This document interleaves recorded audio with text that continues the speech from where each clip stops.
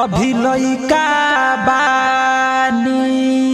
ए जीजा अभी लइका बानी हटी न पाते गई जाली जी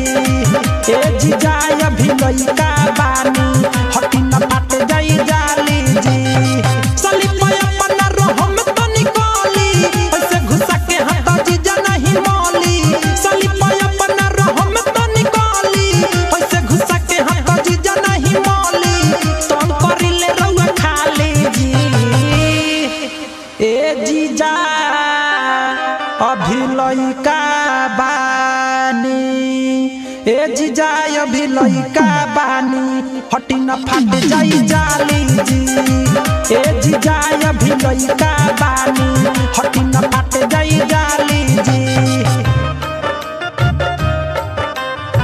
हटी न फाट जाई जाली जी जाली जी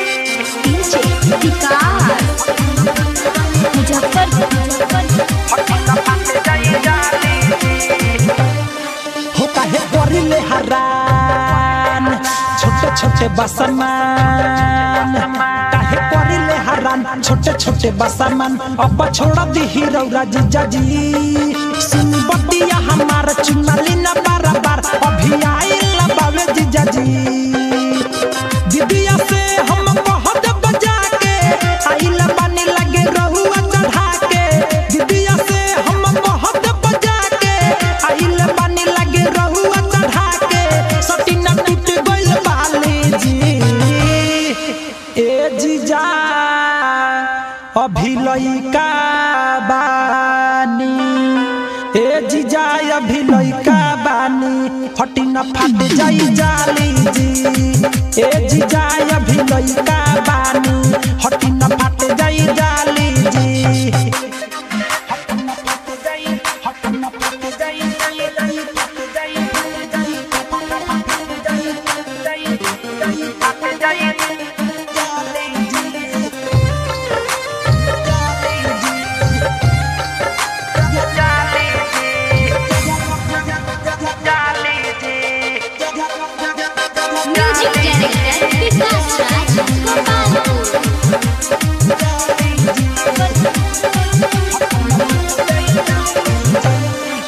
सुनी जीजा परमो